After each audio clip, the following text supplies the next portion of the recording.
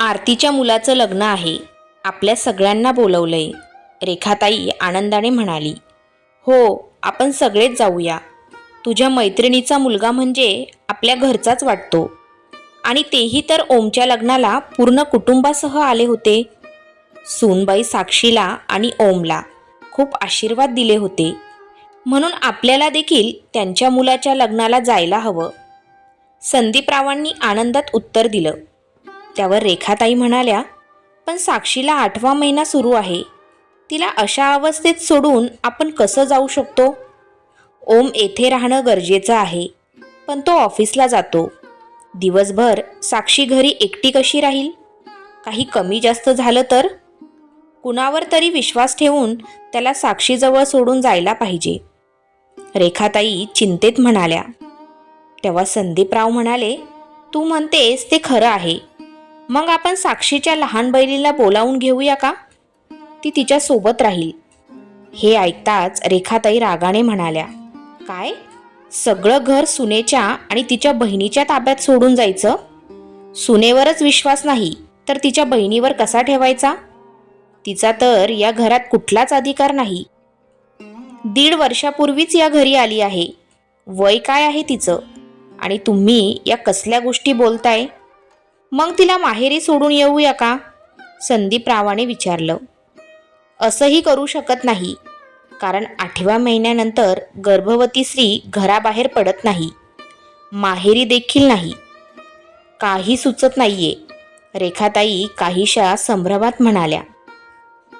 मग आपण समृद्धीला तिच्या सासरहून बोलावून घेऊया. ती तिच्या वहिनीसोबत राहू शकते. आपल्या घरचीच मुलगी आहे. तिला तर घरावर पूर्ण अधिकार आहे. असं म्हणत रेखाताईंनी समृद्धीला फोन लावला. हॅलो आई, कशी आहेस? दादा बाबा सगळे कसे आहेत? मावस सासूबाईंच्या मुलाच्या लग्नाला गेले होते, त्यामुळे तुला फोन करायला जमलं नाही, समृद्धी फोनवर म्हणाली. हो, पण तू नीट ऐक. आरती काकूच्या मुलाचं लग्न आहे आणि मला तुझ्या बाबांसोबत लग्नाला जायचं आहे. तू 3 दिवसांसाठी माहेरी ये. आता इतकं मोठं घर तुझ्या वहिनीच्या भरोश्यावर कसं सोडून जाऊ? रेखाताई हळूच म्हणाल्या. तुला समजलंय ना मला काय म्हणायचं आहे ते? हो आई, मला समजलंय. इतकं मोठं घर सुनेच्या अधिकारात थोडंच येतं, समृद्धी हसत म्हणाली. मी आज रात्री सागर आणि मुलांसोबत येते, असं म्हणत समृद्धीने फोन ठेवला. आणि आत्ता रेखाताई निश्चिंत झाल्या होत्या. साक्षी, साक्षी, तिने हाक मारली. साक्षीचा 8वा महिना सुरू होता. तिच्या पायाला सूज आली होती, चेहऱ्यावर थकवा होता आणि डोळ्यात झोप साचली होती. ती हळूहळू आली. साक्षी, आज रात्री समृद्धी मुलांसोबत आणि जावाई बापू येत आहेत. छान जेवण बनव. काही त्रास होऊ नये. सगळे 3 दिवस राहतील. त्यांची व्यवस्थित काळजी घे, रेखाताईंनी सांगितलं. साक्षीने फक्त मान हलवली. रेखाताई लग्नासाठी जाण्याच्या तयारीत होत्या. त्यांनी सगळं सामान आवरलं होतं. तेवढ्यात दाराची घंटी वाजली. समृद्धी आपल्या कुटुंबांसोबत घरी आली आणि तिला पाहून रेखाताईंचा चेहरा उजळला. साक्षीने सगळ्यांना जेवण वाढलं.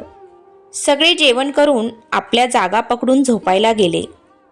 साक्षी स्वयंपाकघर आवरून भांडी घासत होती. रात्रीचे 11 वाजले होते आणि आता ती झोपायला जाणार होती. तेवढ्यात रेखाताईंनी तिला थांबवलं आणि म्हणाल्या, जावाई बापूसाठी कॉफी आणि मुलांसाठी दूध दे. आणि पहाटे उठून आमच्या प्रवासासाठी पुरी आणि बटाट्याची भाजी तयार कर. 6 लोकांसाठी बनव, कारण आमच्यासोबत आणखीन 4 लोक येणार आहेत. एवढं बोलून रेखाताई झोपायला त्यांच्या खोलीत निघून गेल्या. साक्षी आधीच दिवसभराच्या कामाने थकलेली होती आणि 8व्या महिन्यामुळे तिचं शरीरही खूप जड झालं होतं. स्वतःच्या वजनाने ती आधीच त्रस्त होती आणि आता घरकामांचा भार देखील तिच्या अंगावर टाकला गेला होता. पण तरीही दुसऱ्या दिवशी पहाटे उठून तिने सगळं जेवण तयार करून पॅक केलं आणि रेखाताई नवऱ्यासह लग्नासाठी निघून गेल्या. साक्षी थकून थोड्या वेळ बसली. तेवढ्यात समृद्धीने हाक मारली. वहिनी, गरम गरम चहा बनवून द्या, सोबत बिस्किटही द्या. समृद्धी स्वतः स्वयंपाकघरात येऊन कपाट उघडून बिस्किटं काढली आणि कपाटाला कुलूप लावून बंद करून टाकलं. साक्षी बघत राहिली.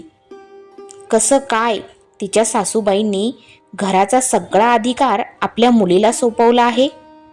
ती मनातच कडवटपणा घेत चहा बनवू लागली. जेव्हा तिने फ्रीज उघडायला पाहिलं तेव्हा तिला समजलं की फ्रीजलाही कुलूप लावलेलं होतं. तिला लगेच समजलं की हे सर्व तिच्या सासूचं काम आहे. तेवढ्यात समृद्धी येऊन म्हणाली, वहिनी, फ्रीजमधलं काय हवं आहे का? मला सांग, मी देते. ओमही हे सगळं पाहून थक्क झाला होता. पण घरात समृद्धी आणि जावाई बापू असल्याने तो काही बोलला नाही. साक्षी रात्रीच्या जेवणाच्या तयारीला लागली. तिला दिवसभर जावाई बापू आणि मुलांची सेवा करण्यात व्यस्त राहावं लागत. रात्री ती बदाम भिजवायला गेली आणि ती परत फ्रीज उघडायला गेली, पण फ्रीज अजूनही बंदच होता. साक्षीने समृद्धीकडे चावी मागितली, पण समृद्धीने चावी देण्याऐवजी बदाम मोजून दिले. साक्षी खूपच अस्वस्थ झाली आणि ओमला सगळं सांगायला लागली. घरासाठी फक्त कर्तव्य असतात का? काही अधिकार नसतात का? मी सासरच्या घरासाठी माझी सगळी जबाबदारी पार पाडली, पण आईने मला आजही परकीच समजलं आहे. ऐकलं होतं की कर्तव्य पार पाडल्यावर अधिकार मिळतात, पण इथे सगळे अधिकार आईच्या लग्न झालेल्या मुलीला मिळाले आहेत. मग मी या घरात काय करत आहे? ती रडू लागली आणि पुढे म्हणाली, माझा 8वा महिना सुरू झाला आहे, तरीही ताईंना इथं पूर्ण कुटुंबासह बोलवण्याची गरज काय होती? 2 दिवसांसाठी आपण दोघे एकटे राहू शकत नव्हतो का? तुमच्या आईला समृद्धी ताईंना बोलवण्याची काय गरज होती? समृद्धी ताई माझ्यावर सतत नजर ठेवतात. मी किती तूप तेल वापरते, किती बदाम भिजवते, फोनवर कोणाशी बोलते, किती तास काम करते आणि किती तास आराम करते. ओमलाही हे सगळं खूप खटकत होतं. तो म्हणाला, साक्षी 2 दिवस अजून सांभाळ. आता समृद्धीसमोर काही बोलून उपयोग नाही, कारण समृद्धी 4 गोष्टी वाढवूनच बोलणार. आईला येऊ देत, मग बोलूया. साक्षीने मान डोलावली. दुसऱ्या दिवशी रविवार होता, म्हणून ती जरा उशिरापर्यंत झोपून राहिली. रात्री गर्भावस्थेमुळे तिला तशीही नीट झोप येत नव्हती. सकाळी समृद्धी जोरजोरात दरवाजात ठोठावत होती. साक्षी, मुलांना दूध आणि चहा द्यायची वेळ झाली आणि तू अजून उठली नाहीस. घाबरून साक्षी पटकन उठली आणि दरवाजा उघडला. समृद्धीचा चेहरा रागाने लाल झालेला होता. साक्षी शांतपणे स्वयंपाकघरात गेली आणि कामाला लागली. 3 दिवस असेच निघून गेले. रेखाताई लग्नावरून परत आल्या. समृद्धीने लगेच त्यांचे कान भरायला सुरुवात केली. सगळं ऐकून रेखाताईचा पारा चढला. त्या संतापून म्हणाल्या, अगं, तू उशिरा झोपून राहिलीस आणि घराचं काहीच काम करत नव्हतीस. कोणत्या अधिकाराने तू इथे राहत आहेस? माझ्या मुलीचा आणि जावयाचा सन्मान तू ठेवू शकली नाहीस, मग तुला या घरात राहण्याचा काहीच अधिकार नाही. साक्षी गप्प उभी होती. तेव्हा ओम म्हणाला, आई, साक्षीला या घरात राहण्याचा अधिकार नाही तर मलाही नाही. मी देखील तिच्या हक्काची रक्षा करू शकलो नाही. हे ऐकून रेखाताई हसून म्हणाल्या, भला बायकोचे काय हक्क असतात? ही सून आहे आणि ती इथे माझ्या मर्जीनेच राहणार. सुनेचं कर्तव्य म्हणजे फक्त सासरच्या लोकांची सेवा करणे आणि हीच तिची जबाबदारी आहे. ओम शांतपणे म्हणाला, काहीच हक्क नसतात का घरच्या सुनेला? केवळ कर्तव्य.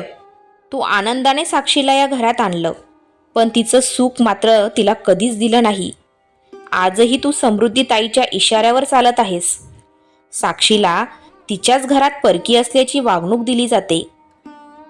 प्रत्येक गोष्टीसाठी तिला समृद्धीला विचारावं लागतं. समृद्धी परकी असूनही घरात अधिकार गाजवू शकते. साक्षी तर आपलं सगळं सोडून या घरी आली आहे. तिला का अधिकार असू नयेत? साक्षी हे घर सांभाळते, आपल्या पोटी बाळ वाढवते. सुनेचं अधिकार क्षेत्र फक्त स्वयंपाकघरातच आहे का? त्या पलीकडे तिला काहीच हक्क नाहीत का? घरातील सगळ्या गोष्टींचा अधिकार तू समृद्धीला दिलास. मग साक्षीचं या घरात स्थान काय आहे? ती माझी बायको आहे. तिचा या घरातील प्रत्येक गोष्टीवर पूर्ण हक्क आहे. त्या दिवशी दूधवाला आला तेव्हा समृद्धीने सांगितलं, दूध जास्त घेऊ नकोस, महाग झालंय. ती गर्भवती आहे. 2 वेळेस दूध प्यायचं तरी तो तिचा अधिकार आहे. समृद्धी साक्षीला कशी थांबवू शकते? आणि मी देखील कमावतो. मला कुणावरही अवलंबून राहावं लागत नाही. जेव्हा डोहाळे जेवणाचा कार्यक्रम झाला तेव्हा दागिने घेण्यासाठी कपाटाची चावी समृद्धीला दिलीस, पण साक्षीला नाही. तू तुझ्या खोलीत AC लावला आहेस आणि जेव्हा समृद्धी येते तेव्हा ती तुझ्या खोलीत झोपते. पण साक्षी गर्भवती असूनही तिला दिवसा तिच्या खोलीत AC चालवायचा अधिकार नाही. शेवटी का समृद्धीला सगळे अधिकार आहेत आणि सुनेला नाहीत? ओम बोलतच होता आणि रेखाताई शांतपणे सर्व ऐकत होत्या. ओम म्हणाला, आई, एक मुलगी जेव्हा सून बनून घरात येते तेव्हा तिच्यावर कर्तव्याच्या ओझ्याचा बोजा टाकला जातो आणि तिचे सगळे अधिकार काढून घेतले जातात. हसण्याचा अधिकार, बोलण्याचा अधिकार, स्वतःच्या मनाने खाण्यापिण्याचा, राहण्याचा आणि फिरण्याचा अधिकार, सगळ्याच गोष्टींवर बंदी येते. तरीही तिच्याकडून अपेक्षा केली जाते की ती हसत राहील, सगळ्यांचं म्हणणं ऐकून काम करेल, तिचा आवाजही उठणार नाही. ती तिची झोप, आराम, शोक सगळं विसरून काम करेल आणि तिच्या मर्जीने जगणं तर सोडाच, पण ती तिच्या माहेरलाही विसरून जाईल. हे ऐकून रेखाताई आणि समृद्धी गप्प झाल्या. समृद्धीच्या डोळ्यातून अश्रू ओघळू लागले. ती म्हणाली, दादा, वहिनी, मला माफ करा, पण यात माझीही काही चूक नाही. कोणतीही मुलगी तिच्या माहेरी तेव्हाच अधिकार दाखवते जेव्हा सासरी तिच्या हक्कांना डावललं जातं आणि ती मनाने अस्वस्थ राहते. सासरी ती दबून राहते, पण माहेरी ती तिचा आवाज बुलंद करते. माझ्या नंदांनी माझ्याबरोबरही हेच केलं होतं. मीही तेव्हा खूप त्रासात होते, म्हणूनच माझ्या मनातला सगळा संताप साक्षीवर काढत होते. मी कधीच विचार केला नाही की माझ्याबरोबर जे झालं ते मी माझ्या वहिनीसोबत करू नये. जसा मला त्रास देऊन माझ्या नंदांना आनंद मिळायचा तसंच साक्षीला त्रास देऊन मला मिळत होता. पण साक्षी खूप नशीबवान आहे, कारण तिचा नवरा तिच्यासाठी उभा आहे, तिच्यासाठी आवाज उठवत आहे. मी हे सगळं सहन केलं होतं, पण माझ्या पतीने कधीच माझ्या हक्कांसाठी किंवा आनंदासाठी आवाज उठवला नाही. हे ऐकून समृद्धीचा नवरा सागर शर्मिंदा झाला आणि त्यांनी नजर खाली केली. त्याला काहीच बोलता आलं नाही. सगळ्यांचं बोलणं ऐकून रेखाताई म्हणाल्या, कुणाचं काही चुकलं नाही, सगळी चूक माझीच आहे. या सगळ्या समस्यांचं मूळ मीच आहे. मीही तेच केलं जे माझ्या सासूबाईंनी माझ्याबरोबर केलं. तेव्हा मला खूप वाईट वाटायचं आणि मी ठरवलं होतं की माझ्या सुनेसोबत असं काही करणार नाही. पण सासू झाल्यावर जुनं दुःख ताजे होतात आणि मीही सासू बनून राहिले आणि आई कधी बनलेच नाही. माझ्या सासूबाईंनी मला प्रत्येक अधिकारापासून वंचित ठेवलं होतं. तुझी आत्या घरी यायची आणि जसं ती सांगायची तसेच तुझी आजी करत होती. एकदा माझ्या वडिलांची तब्येत खूप खराब झाली होती. मला माहेरी जावं लागणार होतं, पण तुझ्या आत्याने मला जाऊ दिलं नाही. त्या म्हणाल्या, मी इथे आलेली आहे आणि तू माहेरी जाण्याचं निमित्त करत आहेस. शेवटी मी जाऊ शकले नाही आणि माझ्या वडिलांचं निधन झालं. मी त्यांचं शेवटचं दर्शनही घेतलं नाही. आजही माझ्या मनात ते दुःख आणि ती कडवड भावना भरलेली आहे. तुझ्या बाबांनीही मला कधी साथ दिली नाही आणि मी माझ्या अधिकारांपासून वंचित राहिले. सासरी आलेली प्रत्येक बाई तिच्या कर्तव्यांमध्ये इतकी गुरफटून जाते की तिला स्वतःच्या मर्जीने जगायचं, श्वास घ्यायचं विसरायला होतं. एक गोष्ट सांगू का बाळा, आज तू तुझ्या बायकोची बाजू घेतलीस तर मला राग नाही आला. शेवटी एका बायकोला आणि सुनेला घरात सगळे अधिकार मिळायलाच हवेत. आम्ही सासू सुना आणि नणन एकमेकींचे अधिकार हिसकावत राहतो, एकमेकींना दुःख आणि त्रास देतो, एकमेकींना कमी दाखवायचं बघत राहतो. बाईच बाईच्या आनंदाची शत्रू बनते. जर प्रत्येक स्त्रीने ठरवलं की तिने जे सहन केलं ते दुसरे कुणालाही सहन करावं लागणार नाही आणि सगळ्यांना आनंदात ठेवायचं ठरवलं तर प्रत्येक घरात सुख आणि समाधान राहील. रेखाताईंनी समृद्धीला मिठीत घेतलं, तिला तिच्या घरासाठी निरोप दिला. साक्षी तिच्या नवऱ्याला, ओमला डोळ्यातूनच धन्यवाद देत होती, कारण त्याच्यामुळेच तिला सासरी सगळे अधिकार मिळाले होते. तर मित्रांनो, तुम्हाला ही कथा कशी वाटली? आवडली तर नक्की शेअर आणि व्हिडिओला लाईक करा आणि आपल्या चॅनलला सबस्क्राईब करा. धन्यवाद.